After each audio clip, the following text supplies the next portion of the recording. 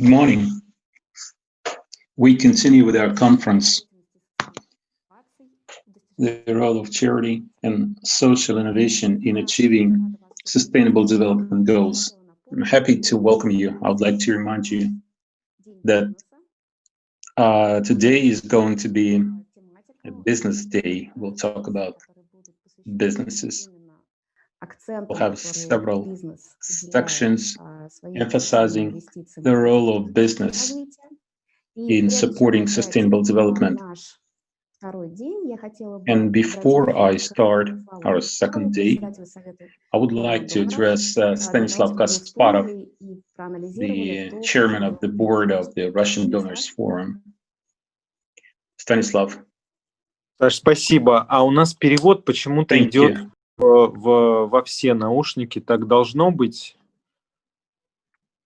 Он накладывается очень сильно на то, что мы говорим. Вот сейчас, по-моему, да, вот сейчас, по-моему, отключился. Да. Замечательно, спасибо. Давайте еще раз проверим, коллеги. Всем меня слышно, без фоновых шумов. Все в порядке, просто кивните, я увижу. Здорово, спасибо большое. Еще раз добрый день. Саш, спасибо за представление и за нашу совместную работу в первый день. Вчера мы открыли ежегодную конференцию Форума Доноров. Впервые, как и многое, впервые в этом году она полностью онлайн у нас проходит. И в этом году это мероприятие поддерживает Совет по развитию социальных инноваций регионов при Совете Федерации. Мы очень рады, что у нас такой статусный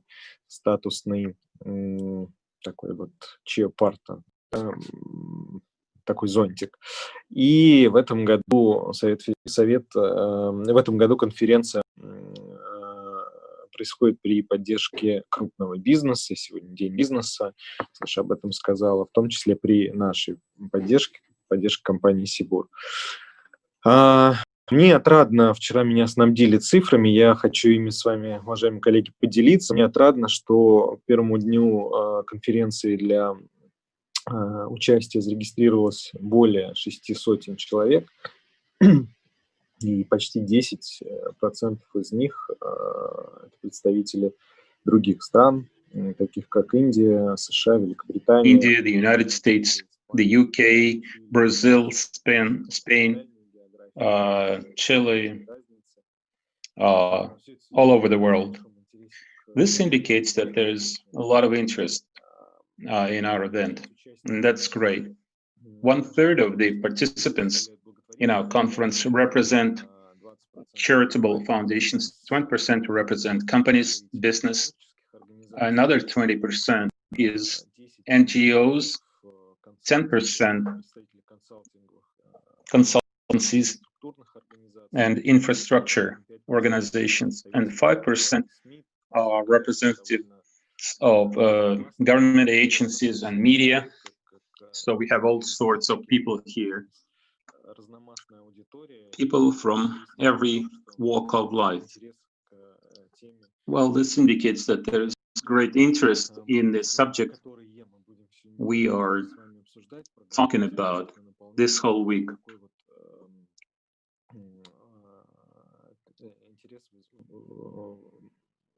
Рождается в таких очень разных аудиториях. Ну, вот небольшое summary вчерашнего дня. Let me give you a brief overview of the day yesterday. What did we talk about? To summarize what happened at the conference yesterday, we saw the position of the government. This year, the government was more involved than ever before in supporting companies, foundations, and other players in this sector.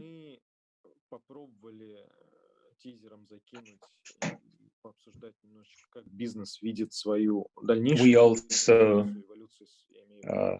started the conversation about the role of business, what businesses are going to do about their social programs, and how these programs will coordinate with other metrics, like, for example, national development goals, if we are talking specifically about Russia. Also, we talk not only about SDG 17, not only about environment and healthcare, we also talked about SDG 2, hunger. Normally, we would skip over SDG 2 because we believe that mankind has reached a stage in its development when this particular goal is no longer relevant in our context. But considering what happened this year and generally, we can see that there are certain challenges globally, and this brings us back to SDG 2. We have to think about it. What else?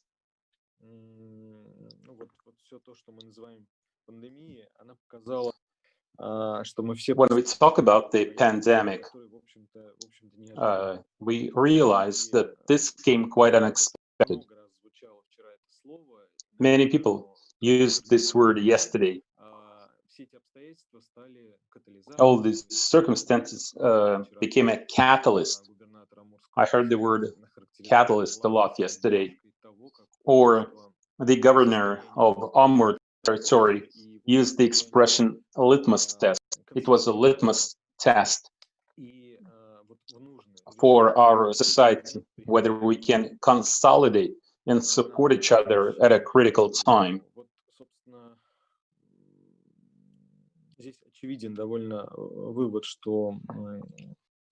So, one conclusion we can draw here is that our future depends on our joint effort.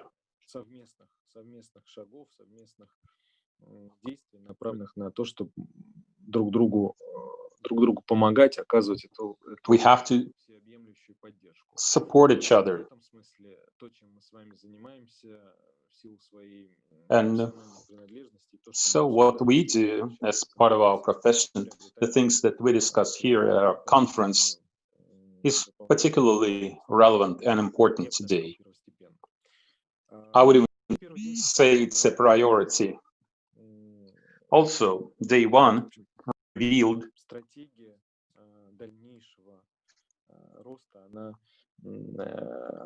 that our growth strategy requires contribution from all stakeholders, the government, companies, NGOs. Almost every speaker mentioned this.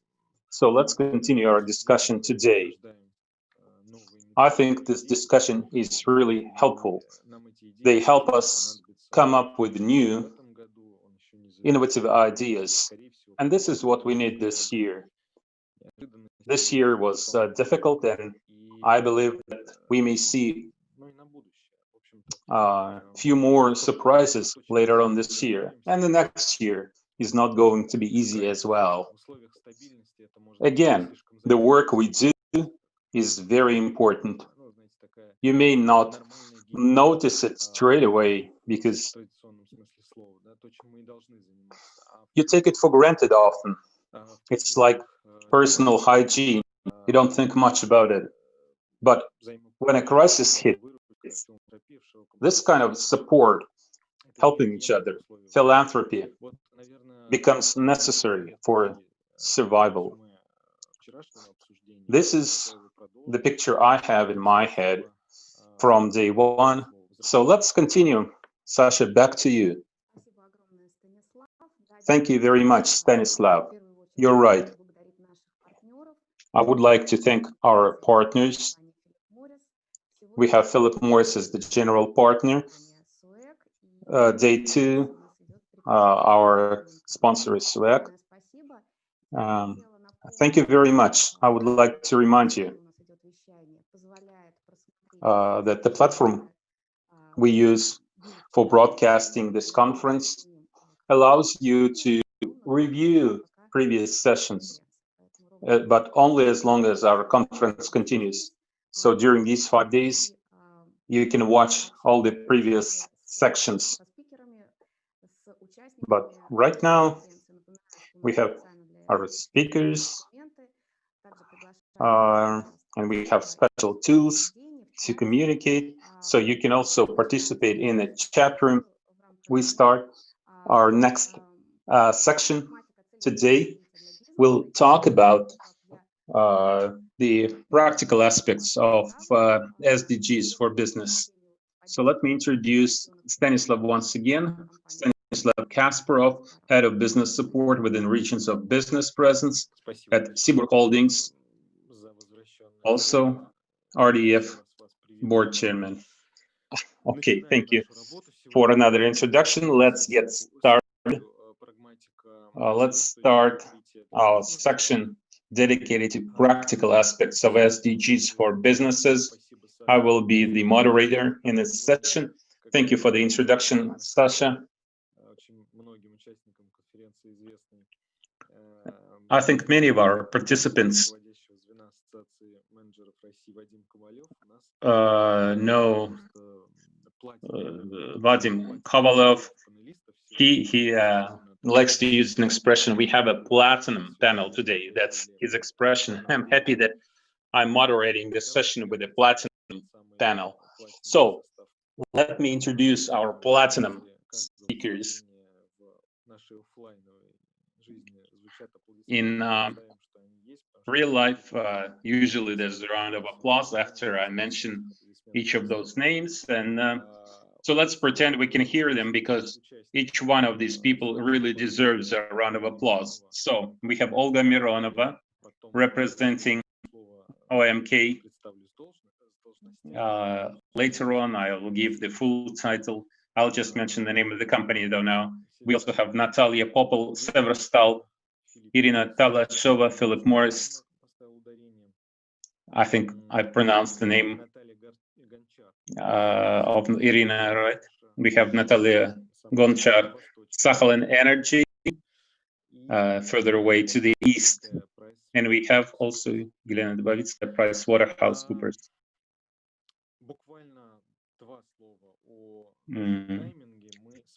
Just a few words about timing. We started on time at 10:15, and we have 75 minutes. So we really want to save some time at the end for a Q&A session. So we had a preliminary agreement with the organizers that all the questions should be submitted via the chat room. And I will make sure that we save some time at the end to answer those questions. So we have to stop at 11:30. So what are we going to talk about? Our subject today, we'll talk about SDGs as formulated by the UN and to replace the Millennium Goals. As we all know, initially the plan was that governments, UN member nations will aspire to achieve those goals. But as of today, we can definitely say that these goals were integrated or broken down, cascaded down from governments to lower levels, to companies, multinational companies, global companies, and sometimes even small and medium-sized businesses. So even though we keep talking about the UN playing smaller role today, unfortunately, we can say that the UN is unable at times to stop some armed conflicts or fix other problems. So even though we see this kind of decline of the UN in global affairs, this project that the UN produced and the SDGs really became part of the global agenda. Day 2 of our conference is a business day. So we have to say that the businesses around the world and in Russia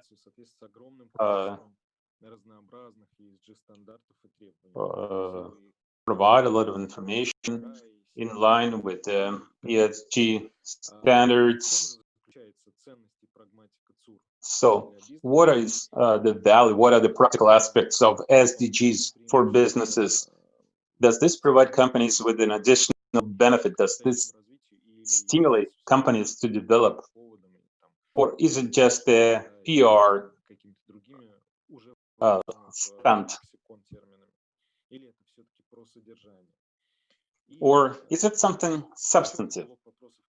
And another issue that I would like us to discuss today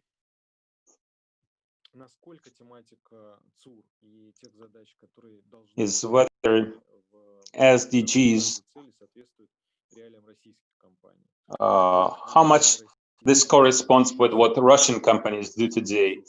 Can Russian companies contribute to SDG 2, for example, eliminating hunger? Or is this SDG only relevant for companies operating in poor countries? How do we prioritize the 17 SDGs? Are there any universal criteria? Now, that's the agenda for our section today.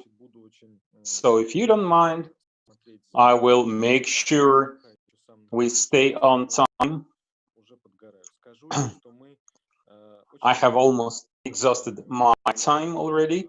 I would just like to say that we are really grateful to OMK, our partner for the section. So let's go to Olga Mironova right now.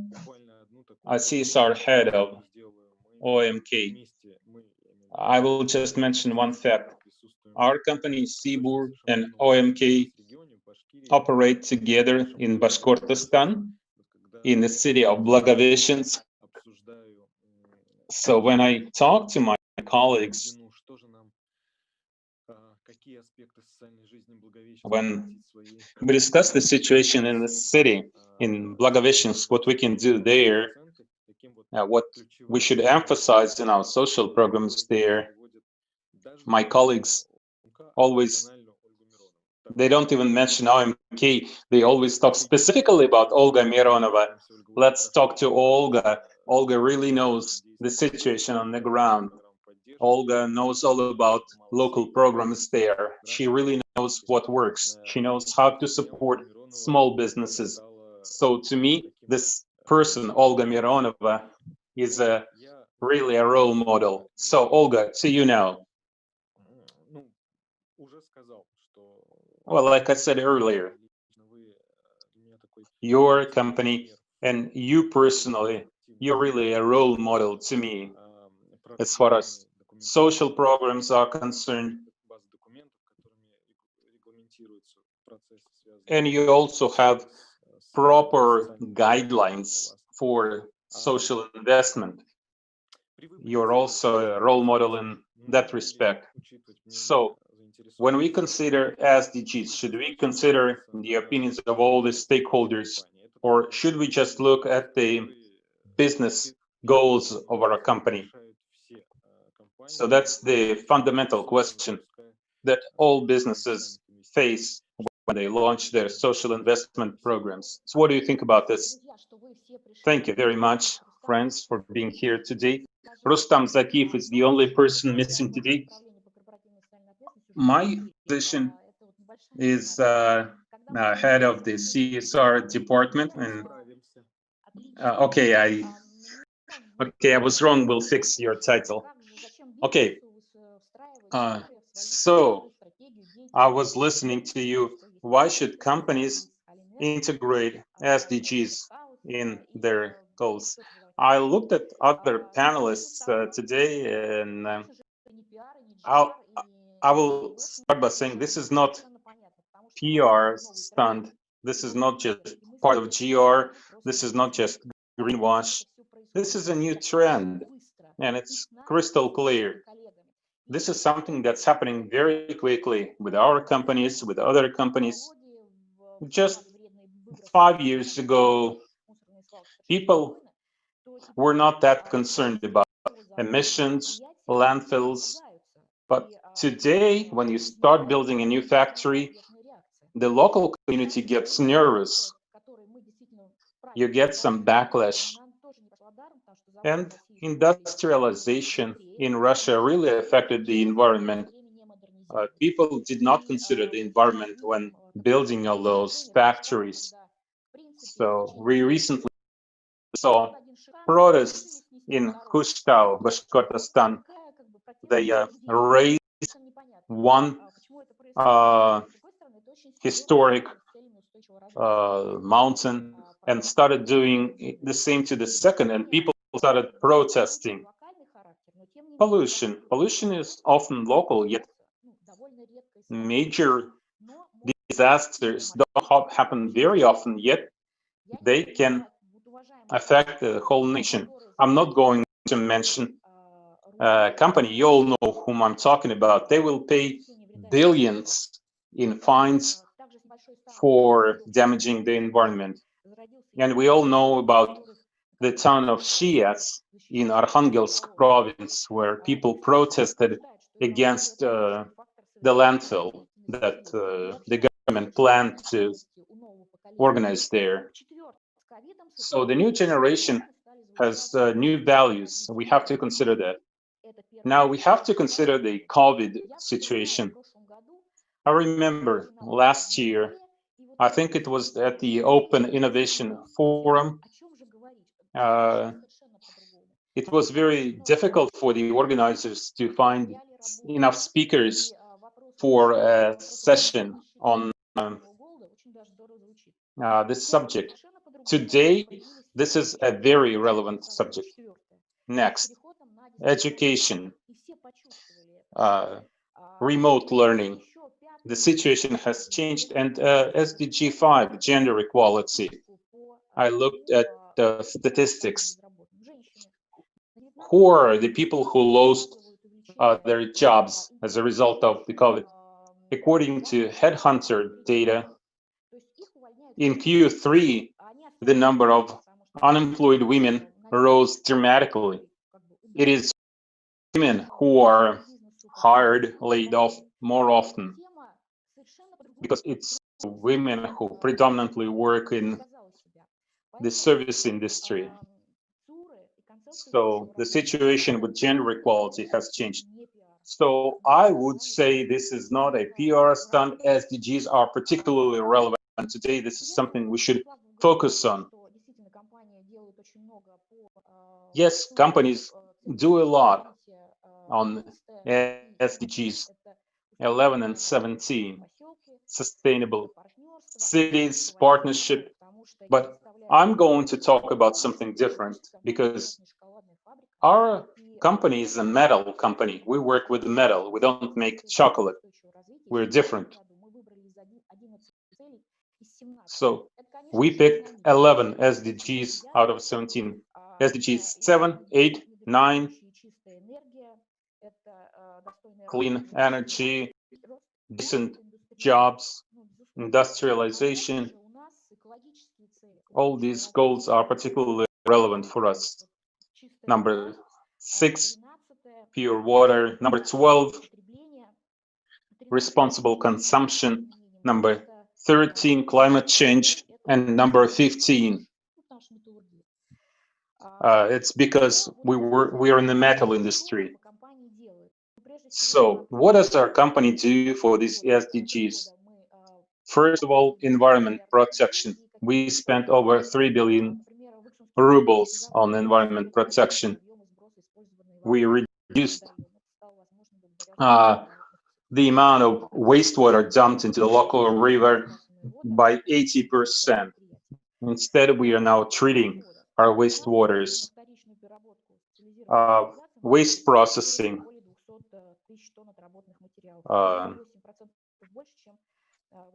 We increased recycled waste by 8%. we started delivering 200,000 tons of waste to recycling companies now,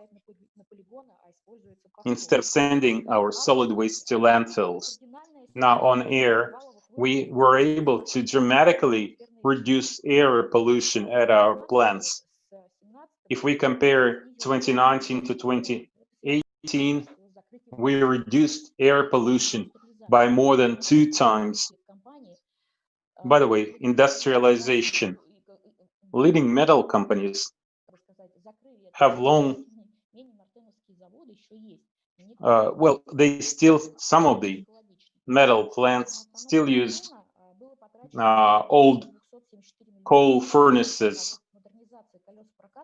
And we spent 14 million rubles to refurbish our furnace, but it was worth it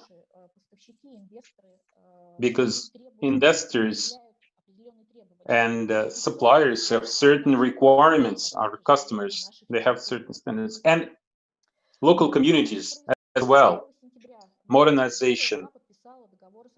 On September 1, we signed a contract with an Italian company to build a new facility that uses green technology. I'm not going to give you all the details regarding this technology, but this new project, it's called Ecoland, will allow us to reduce dramatically carbon monoxide emissions, which affects the greenhouse effect. So we will reduce our emissions by 75% as a result of that. So again, this is as far as the environment is concerned. At the city of Iksa, we have modernized our manufacturing facilities. We use advanced environment-friendly technology. We got rid of all the obsolete equipment which produced a lot of pollution. Welding machines, cutting machines, etc. We were able to reduce carbon dioxide emissions.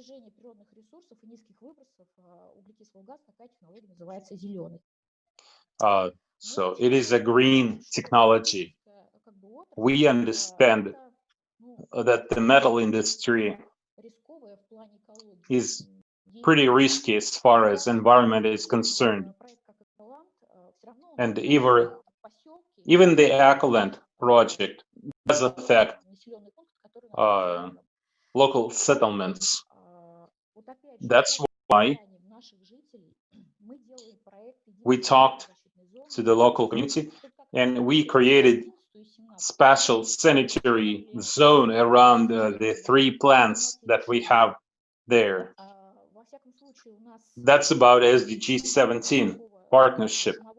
We partnered up with people. We reduced noise coming from the plant. We want to protect local people. We introduced special protection screens which will reduce noise levels in the settlements around our plants. And we'll also plant 3 lines of trees and bushes around our plant to protect local people. Also, I should mention that our modernization project will create 3,000 new jobs, which means a lot to the city. This will bring new investment, road construction, housing construction. We will build our corporate university there. We'll build a park. The industry improves the quality of life. At the same time, we have to consider the environment. So this is what businesses should be thinking about. If you start building a new factory, you have to consider the local community. How will this affect their lives? Don't measure everything with money. People have different values today. That's why we allocate up to 1 billion rubles every year for social programs in the areas we operate in. Olga, I apologize, you only have 1 minute left. Okay. So investing in local communities, developing horizontal ties, this is what will help you at the time of a crisis. This is what we saw. Social entrepreneurship. Companies were able to produce face masks on an industrial scale.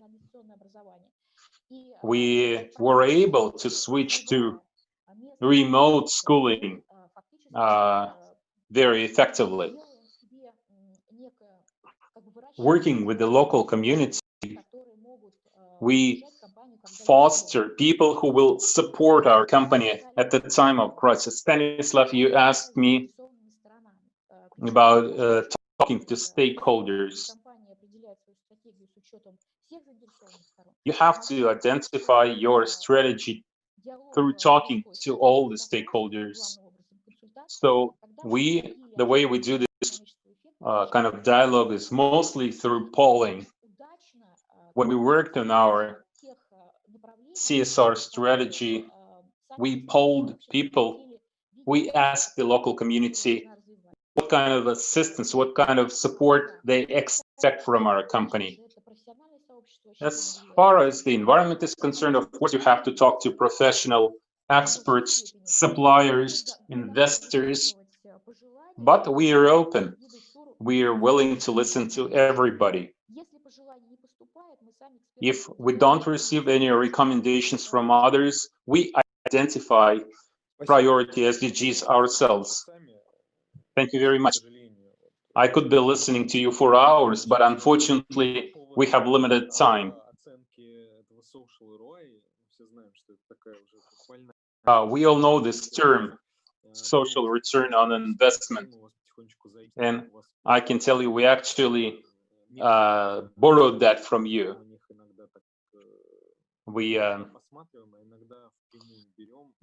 really learn from you, sometimes borrow from you, because you're ahead of us in this respect. Oh, we are always willing to share with others because we really have some experience. We have very good experience with evaluation, and this gives you good value. Thank you. Thank you. You said we are in the metal industry, we don't make chocolate. And we have another company like that, another metal company. I give the floor now to Natalia Popel. Okay, let me make sure I get your title right.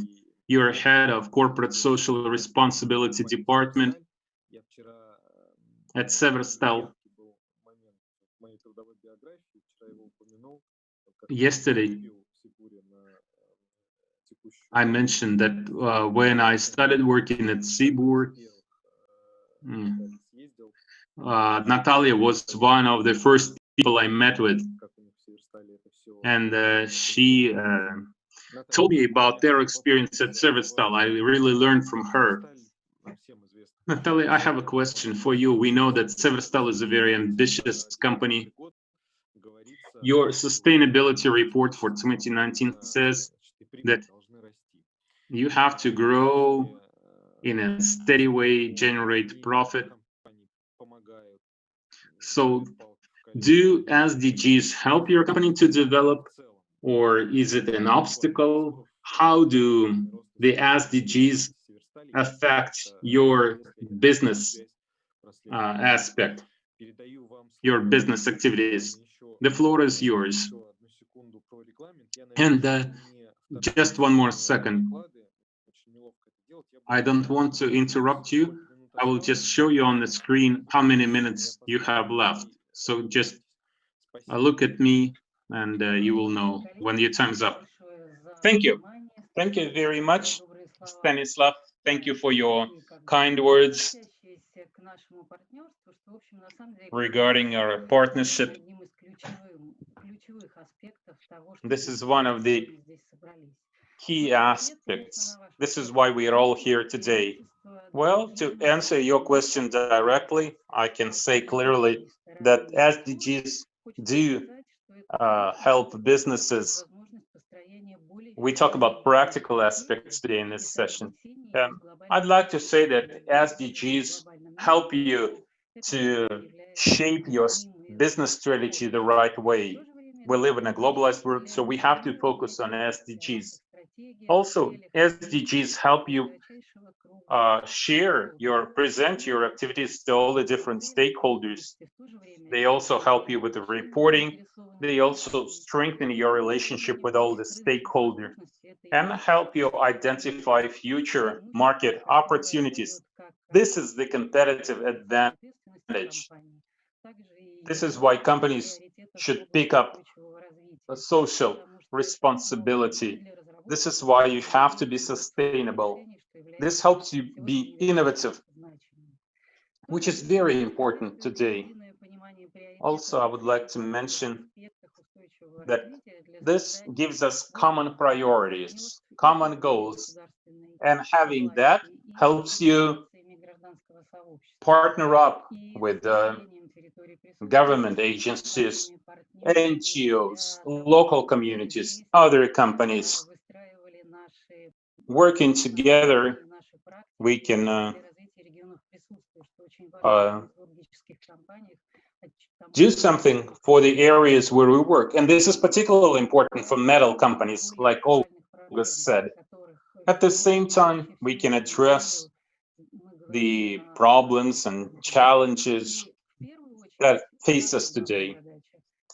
And the number one issue is to improve the quality of life for local communities. This is what SDGs are all about. Okay, I should also tell you about Severostal, that our company shares commitment to SDGs. We make our contribution, we do our best, and also we promote SDGs among our partners within our value chain. So in the last couple of years, we were able to persuade two of our partners to join the UN Global Compact. You asked me how we picked SDGs particularly relevant to our company. Well, we analyzed our business activities, we reviewed and to see how our business activities affect the situation. So eventually we picked 6 SDGs that are particularly relevant to us. Some of them are the same as mentioned by Olga. So we plan our activities in line with these 6 SDGs, and we also identified some key indicators to measure our progress on every SDG.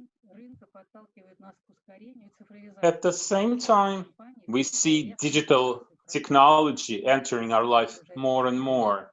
This includes environment protection.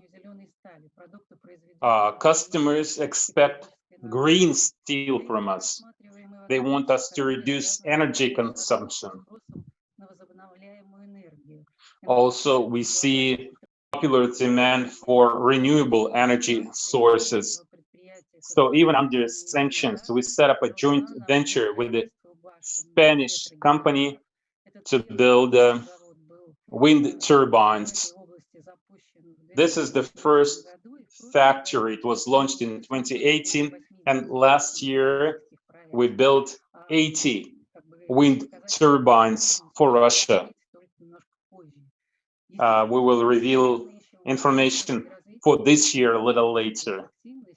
We always look for opportunities to improve our energy efficiency. In August, despite all the difficulties related to the pandemic, we announced that we will participate in the Green Tech Startup Boost project supporting new green innovative projects.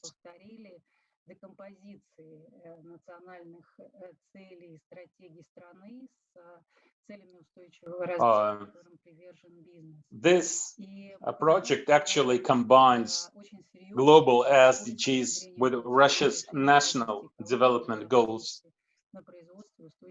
So we believe this project is extremely helpful. What else? Today we work on a comprehensive program which will help us allocate innovative ideas within our company and outside of it. We have set up a corporate venture fund. This is the first time that a metal company does something like that. We set up our own technology park in Cherepovets, which will pursue innovative engineering ideas. We are building an ecosystem, an environment where new ideas will be generated. And we created a network of technological development centers in various places. We collect new ideas. And most importantly, even though the title of our section today is practical aspect, I would also say that it is very important to be involved in the local community and help the areas where you operate develop. We have allocated funds for supporting culture, healthcare, and sports in the cities where we operate.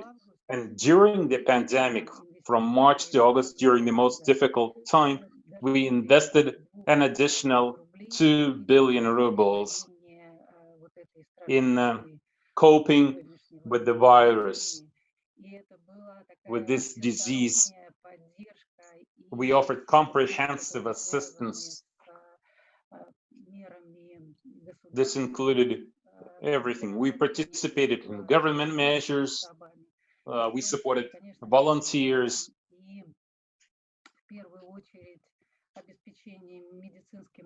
Of course, we purchased medical equipment. We purchased PPE. We supported small and medium-sized businesses. We supported households, families who lost jobs. We bought food for them. We offered medical consultations to people for free. We partner up with Scandinavia, a medical company. So we launched a large-scale aid campaign during this period. This is SDG 17, partnership. We should all join our forces in addressing the challenges we all face today. Thank you very much, Natalia. It's really impressive. Your numbers, you said 2 billion. This was your aid contribution. We can only admire you for doing that. So I just kept writing down, taking notes as you spoke, and I've got some questions for you later. I will. And what you said about your venture fund is very interesting. You really impressed me the first time I met you, and you keep impressing me every time I hear you. Thank you very much. It's a shame we only have 10 minutes. Actually, you saved some time for other people. So this was Natalia and Olga. These were two metal giants operating in Russia. Right now, let's move a little bit and let's take a look at an international company. Today we have an international company present here because we have Irina Talashova, who manages contributions and CSR at Philip Morris International, PMI, Russia. Irina, good morning. Good morning. Unfortunately, as yet, I cannot give a personal intro the way I did with Olga and Natalia, because I don't know you that closely as much as them, but I know your company quite well because I've been following your company quite a bit. And every time I was perplexed. I think this is a very obvious question. On the one hand, Philip Morris manufactures tobacco goods. I think 6 of the top 15 tobacco brands belong to Philip Morris.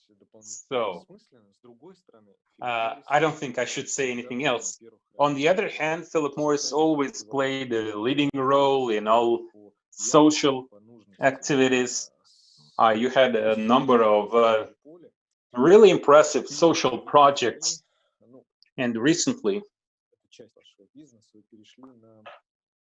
you moved part of your business to smoke-free products. This was a very bold move.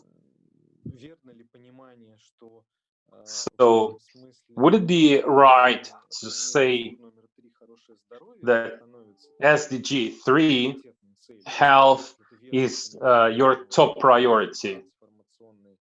Am I right in assuming that? So as a tobacco company, can you tell us about the transformation you're going through? On the one hand, it sounds like an oxymoron, but like a paradox. But anyway, could you please explain this to us? And again, I will show you, if you have only 3 minutes left, I will show you 3 fingers. Okay, thank you, Stanislav. Thank you for such an intro. Okay, let's fix your understanding of our transformation. Let me give you a better picture of what we're doing. Not too many people may be able to understand this, how a tobacco company can position itself like that. Sustainability principles are the foundation of our strategy. We believe that introducing SDGs in our business strategies is the gold standard. And we focus on 4 areas. It's based on the future of smoke-free tobacco products. We transform toward innovative, less harmful products. We improve the governance within our organization. We contribute to social issues, and we reduce our impact on the environment. With the UN SDGs, we reviewed everything our company does. And we identified 13 particular SDGs where our company can make a difference. Like you said, SDG 3 is one of our priorities, public health and well-being. If you get into each of those SDGs, if you look at all the subsections, there is a subsection within SDG 3 which talks about non-infectious diseases, and those include some of the diseases related to smoking. Over 10 years ago, we started developing products, low-risk products, and we put them in the focus of our development. We have innovative centers in Switzerland and in Singapore, and we have over 300 researchers working on those projects. We believe that the contribution we can make as part of our CSR efforts, we can reduce harmful effects on people's health dramatically. And we made an announcement. We decided to transform our company and turn towards such products. This changed our corporate culture and produced some interesting solutions in working with external partners. I think participants from other countries will be interested to learn. Let me give you a few examples. We talked to farmers who work at our plantations, and we started diversifying because once we don't need as much tobacco anymore, we want those farms not to go bankrupt. We purchased seeds of soya, banana, and so on. As a result, 73% of farmers who own tobacco plantations started growing other types of produce. For example, in Mozambique and Malawi, those farmers have already gathered 400,000 tons of other crops. We also support charitable social programs in various countries. In Russia, we traditionally support educational projects on the national and local levels. That's SDG 4. In 2016, we supported Russian science and technology. We worked together with Skoltech, launching a special program in systemic biology. It includes 25 scientists who develop new approaches to molecular science, the way proteins work, and many other interesting research projects. We also use innovation in our standard projects. For example, we have a project together with a fund for blind and deaf people. We launched an innovative project which converts oral speech into writing. And we also work in other areas. We work on gender equality, for example. We'll talk about that during the next section. Also, economic growth, use of water, this is SDG 6, inequality is SDG 10, land, and also I should mention SDGs 3 and 17 in particular. I would like to add a few words on what our company did during the pandemic. The pandemic was a real challenge to our company. Around the world, PMI started supporting local communities, NGOs, doctors, hospitals. Time was of the essence at the time of the pandemic. We cut some red tape when offering aid to people. And we started purchasing disinfectants, other supplies for local hospitals. And in Russia, we were ready to start offering aid from the very beginning of the pandemic, even before the lockdown, because we saw other European countries having similar situation earlier. So we were ready by the time the pandemic came to Russia. Mostly we worked with the local and regional ministries of healthcare, schools, education boards, and volunteer movements. We maintain close contact with the local authorities, and we are on standby in case they need our assistance again. Despite the pandemic, we continued operating our long-term social projects. We continue to support NGOs. Briefly, this is all from me. Thank you. Thank you very much. It is clear now. And a big thank you to you, just like Natalia. You saved some time from me. But I'm not going to use your time. I'll give it back to you later on. I have a brief question for you, and please give me a brief answer. You told us about what your company does, how you contribute to SDG 3, health, and still, the audience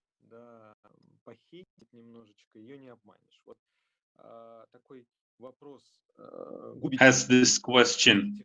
So you kill people with tobacco and you try to whitewash your karma with social programs.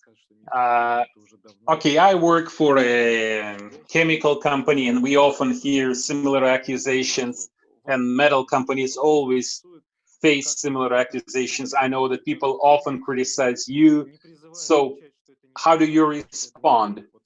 I know that those people are wrong. So how do you normally respond to such accusations, such criticisms?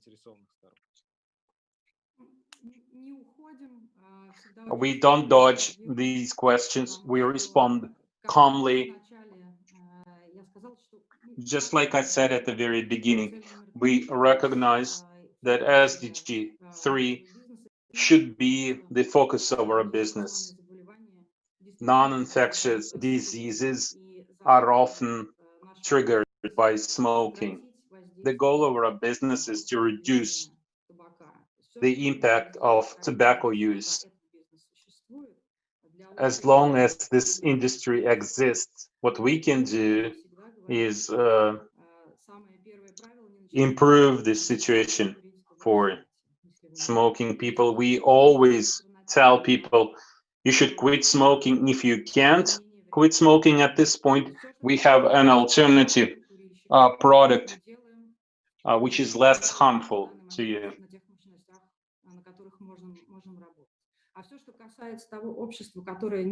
Now, as regards people who don't smoke, we still work with those because our programs are intended for them. We offer people jobs. Not all of them smoke, but we contribute to economic growth because we create jobs. Those people, they have jobs now. They live in cities. They need support, just like any other business. We work with local communities. That's SDG 7. We do our best to help where we can. We support small and medium-sized businesses, for example, affected by COVID-19. So SDG 3 is related to adult smokers.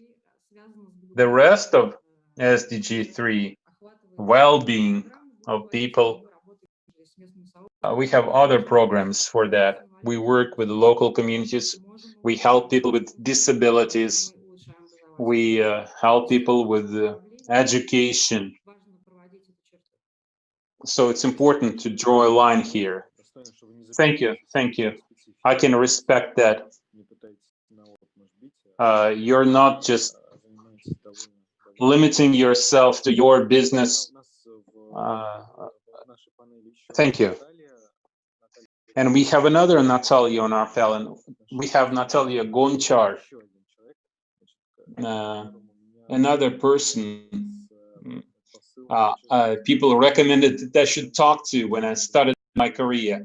Natalia Gonchar, head of corporate relations department at Sakhalin Energy.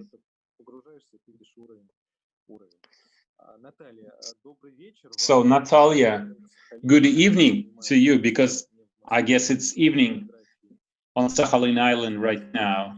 You're in a different time zone. Your situation is pretty tough. I mean, geographically and climatically, and you're in a totally different time zone. On the one hand, it's really tough, but let me ask you, what about the SDGs? Do you use the SDGs to have a comfortable dialogue with all the stakeholders? Hello, colleagues. Thank you, Stanislav, for your kind words, and thank you for your question. You're right.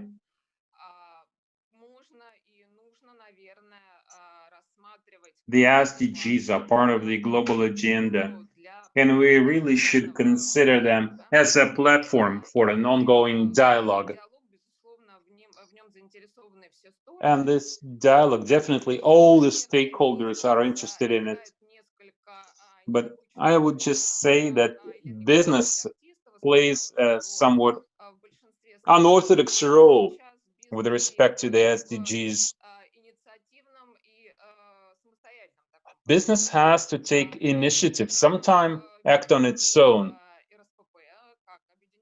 Of course, the Russian Union of Industrialists and Entrepreneurs plays a big role. Recently, they published a report on the best practices of Russian companies. So I would like to ask all of my colleagues, if you haven't seen this book, please go to the union's library. It is available there. They have a lot of interesting materials on the SDGs. So yes, I agree. The SDGs are what brings us together. And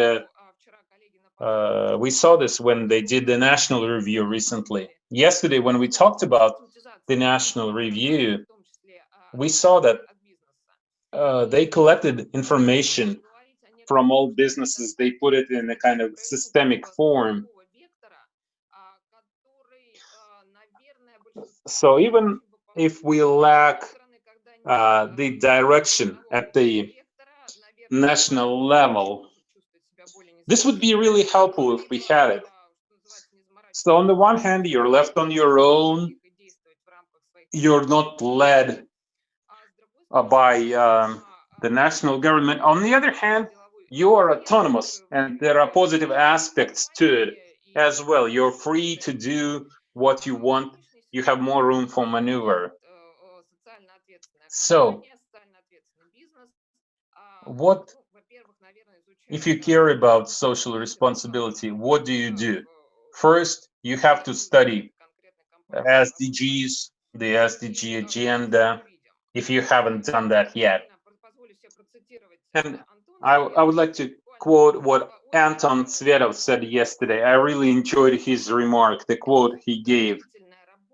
He said, it is extremely difficult to collect all the data, all the figures, indicators regarding the SDGs.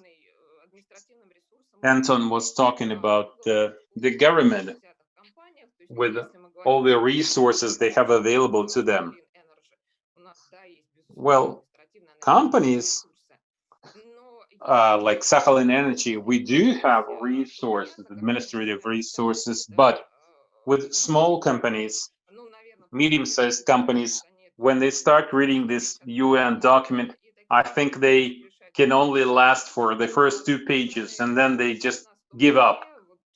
And as a result, they drop out of the SDG efforts, and we can no longer rely on them. We lose the synergy that we could have had otherwise. So it's important to bring small and medium-sized businesses in. And I hope we have some large companies here on our platinum panel. So I really hope that we get SMEs on board more and more. So let me tell you about what our company did. After the initial review, we started looking at SDGs. We started looking at all the indicators, KPIs, to see what is particularly relevant to our activities. Just like all the other companies represented here today, we realized that actually many of the things we were already doing were in line with the SDGs. So I think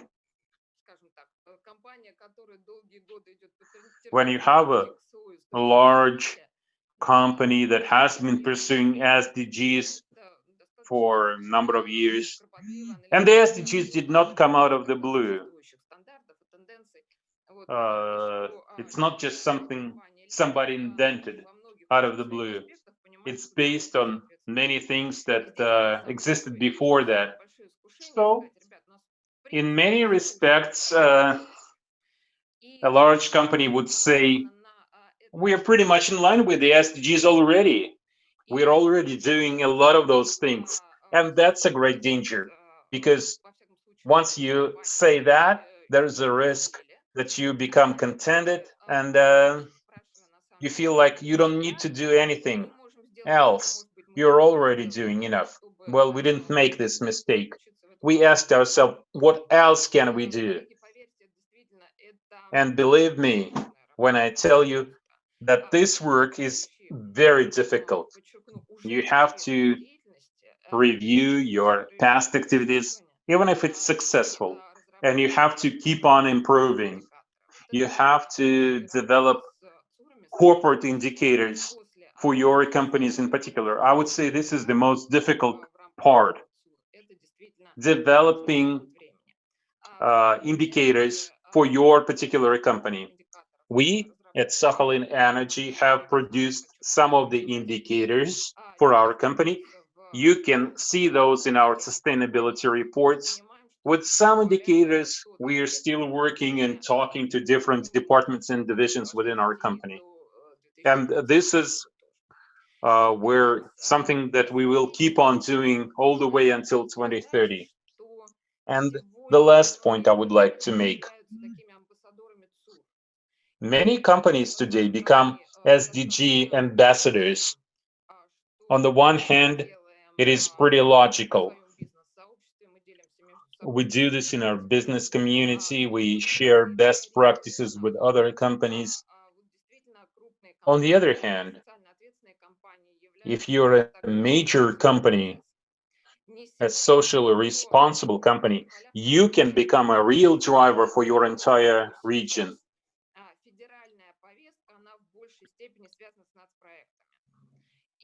And we all know that in Russia, the federal government is right now focused on national priorities. The national government has kind of forgotten about the SDGs. They focus on the national development goals set by the national government. When local governments talk to their bosses in the national government, they keep hearing about national development goals, national development projects, not about SDGs, not so much. So still, what we do is when we present our company, we always include our sustainability report. The sustainability report is an important part of your company's profile. We always include information about our SDG efforts. We explain to people why this is particularly important to our company and in fact to the whole country. And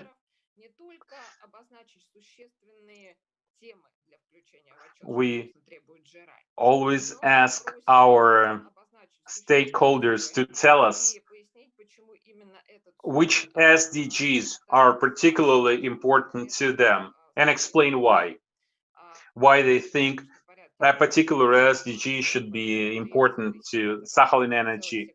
And we always include this in our reports. There's a whole division in our report on SDGs, our SDG indicators, and our performance on those indicators.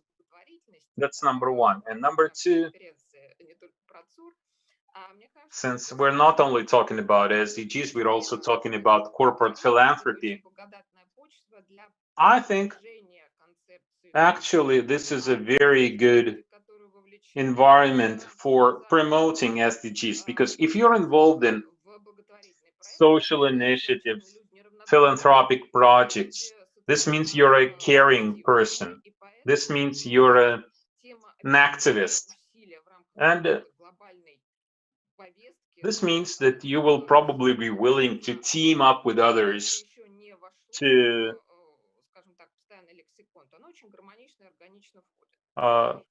this should be organic to you. And Let me give you an example. Just a few days ago, we had a special event. We had a minority group language year. This is a UN project, and we have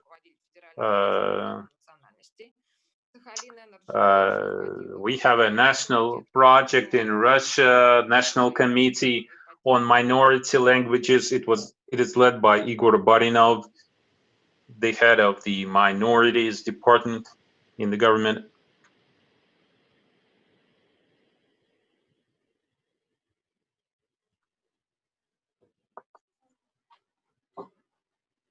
А у меня одного, Наталью, выбросило или у всех, да? Да, I слышно. think we lost. О, замечательно, да. Вы That's- а то мы уже... Oh, you're back. That's great. We lost Natalia because of poor connection. Коллеги, слышу и не вижу, к сожалению. Наталья, мы вас слышим, а вы нас? И Станислав теперь тоже слышу. Ну, Дальний Замечательно. Восток, Сахалин далеко, да. Буквально на последней минуте. Yeah. So we lost connection during the last minute. So I was talking about the minority language project. This is a really good example where the government, the local community, and businesses all worked together. And this is SDG 11.4, to be more specific. Supporting and protecting cultural heritage. And we have many examples like that at our company. Some of those examples were included in the national review. The report included what we do with the indigenous people, what we do to preserve biodiversity. This was a pioneer project, and later on a project for the whole region. Sakhalin Island started. But we're only 30% through. We still have 70% of this long road ahead of us. But this is going to be very interesting, and we will share this journey with the other companies we have on our panel today. Thank you. Thank you, Natalia. This was very inspiring as always. We can all learn from you and your company. And thank you for connecting at this late hour. We have one more speaker left. And this is another case of being last, not least. Elena Dubovitskaya, representing PwC, Director for Corporate Governance and Sustainability. The reason we put you last on our panel, Elena, is because recently PwC presented their report. It's called SDG Challenge. This report talks specifically about sustainable development goals in Russian companies. So could you please mention some key points from that report? And maybe you could apply it to what earlier speakers said. You will also have 10 minutes. I would like us to finish by 11:28, and we have at least one. We have some questions in the chat box, and I would like us to answer at least one question. I will sacrifice my concluding remarks for that. Yes, thank you, Stanislav. You're right. We definitely have a platinum panel today. And the examples that other speakers gave, these are really best practices of how companies can identify and prioritize SDGs that are particularly relevant to them, and how they can review their direct, indirect, positive, negative impact. I was really happy to listen to all of these speakers. And in conclusion, I would like to give you some statistics from our report, a study that we did entitled SDG Challenge. I will share my screen now, and I will be very brief. I will present the results of this study to you. Well, unlike other people on our Platinum panel, what we saw from last year doesn't look that rosy. Very briefly, let me tell you about the companies we looked at. Over 1,000 companies around the world, 31 countries represented. In Russia, we picked 40 companies from 5 different industries that we analyzed. Mostly these are energy companies, mining companies, and also consumer good companies. Healthcare, basically across the economy. So with Russia, I said we had 40 companies. We picked larger companies. It doesn't mean that all 40 companies are market leaders. No, not at all. And we plan to expand this panel, expand this list. Next year, we'll have 50 companies from Russia picked for this survey. Very briefly, what are the results of our survey? 72% of the companies around the world and 55% in Russia mention SDGs in their reporting, including their leaders' statement, which means SDGs are important to those companies.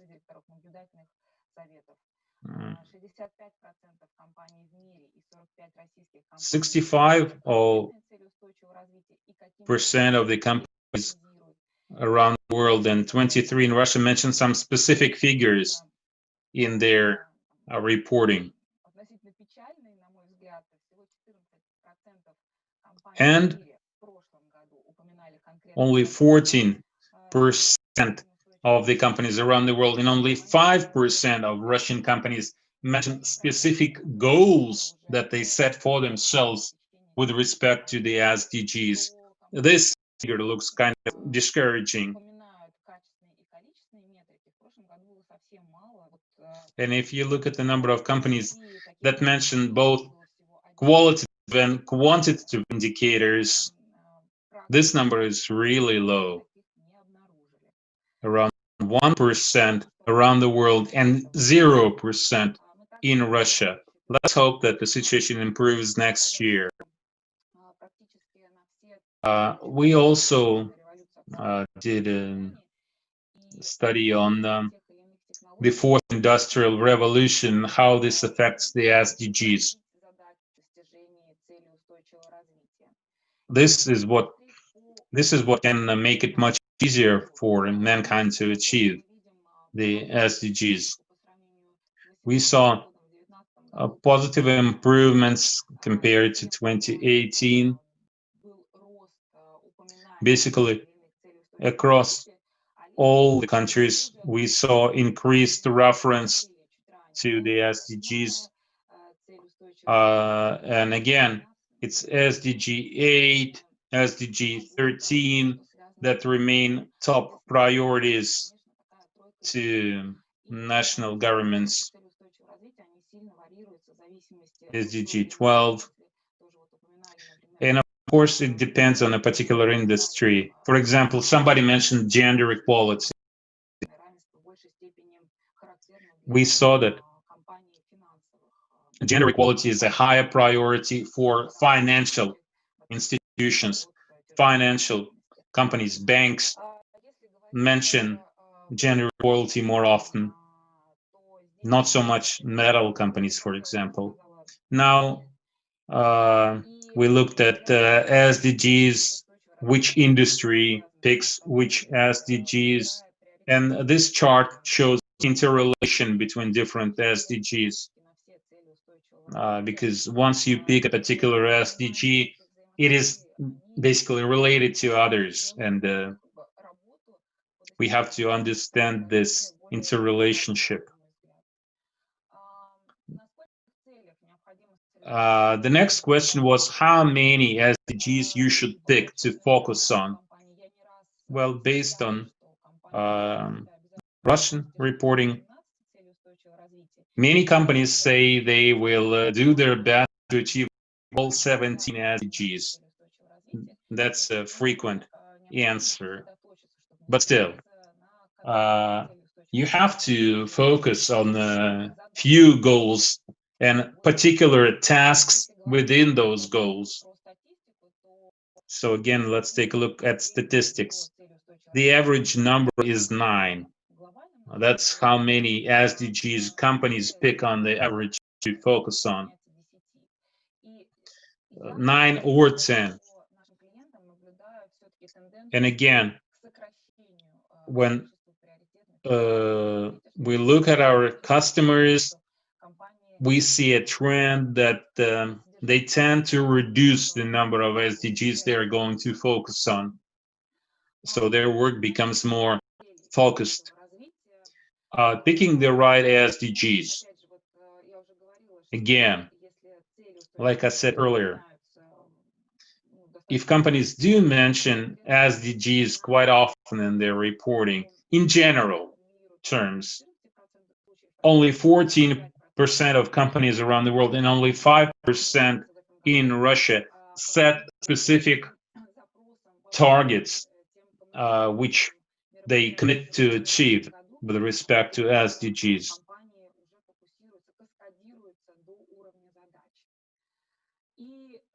Yet we hope that this will improve. And the last slide from me. This is SDG reporting. It is important not only to do something with respect to SDGs, it is also important to share your efforts with others.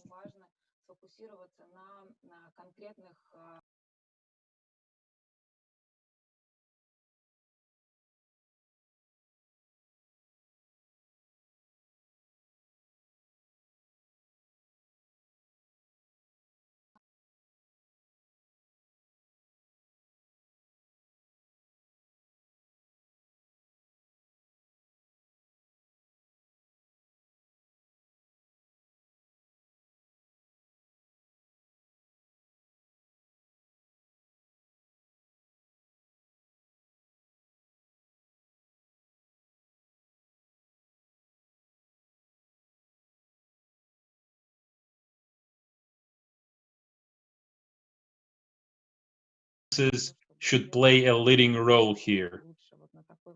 They're the ones who will make our world better. So I will conclude with that, I think. Thank you very much. Thank you for preparing this report, and thank you for presenting it in such a brief way. I have a question, a very brief question regarding this report. I'm sure that all the people on our panel and all of the listeners would like to know more about this. Is this report available freely? Yes, sure. This report has been published on our website, and if the organizers don't mind, I can share a link. Stanislav, speakers, and I'm going to take a few minutes to answer those. So the first question is for Irina Talashova. What does your company think about minors smoking? And do you support projects aimed to prevent this from happening, minors from smoking? Irina? Oh, well, of course, we don't support minors smoking. And in my presentation, I emphasized the word adult several times. What we do to reduce harm is only intended for adult smokers. And yes, we do cooperate with retail chains. We help them with educational efforts. We insist that their cashiers, their salespeople should check people's IDs before they sell tobacco goods to them. And now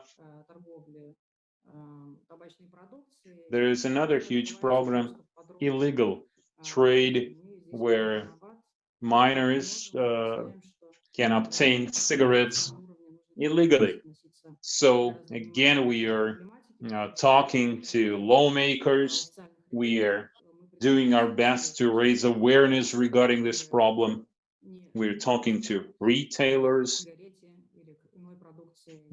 We don't want minors to have access to tobacco. Thank you, Irina.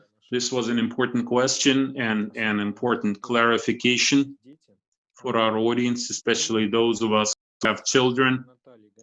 Next, we have a question for Natalia Gonchar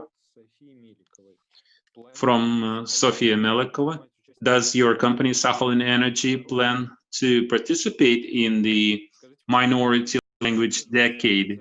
And if so, will you support independent artists as part of this project? Sofia, thank you for your question. That's a great question.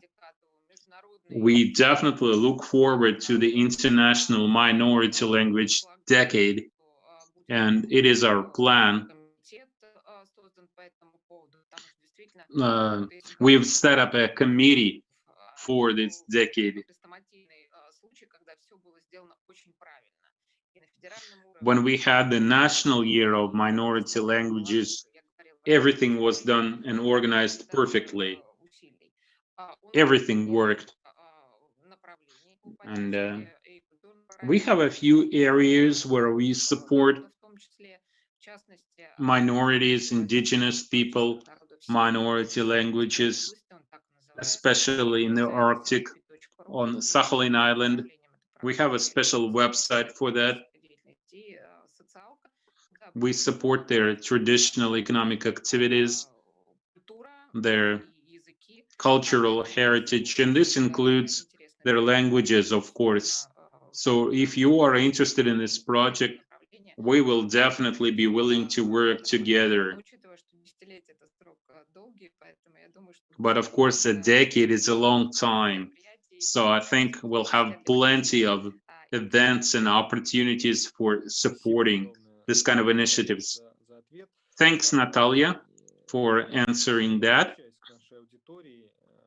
I want to ask the audience, you can send in your questions even after the panel concludes. We will forward your questions to our speakers, and they will answer those at a later time. Thank you very much for this discussion, colleagues. In my script, it says that I should give concluding remarks, and I have to say that unfortunately our time is over, has run out, and I really regret that,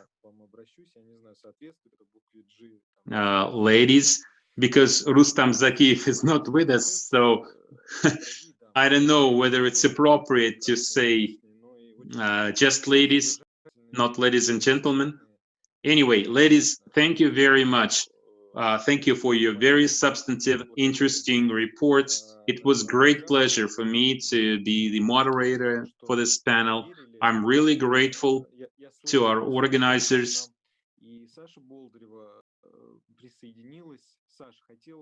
I could hear Sasha Boldyrev, she's here with us. Sasha, would you like to say a few words in conclusion? I think this was a very good discussion. It was fascinating. So, Sasha?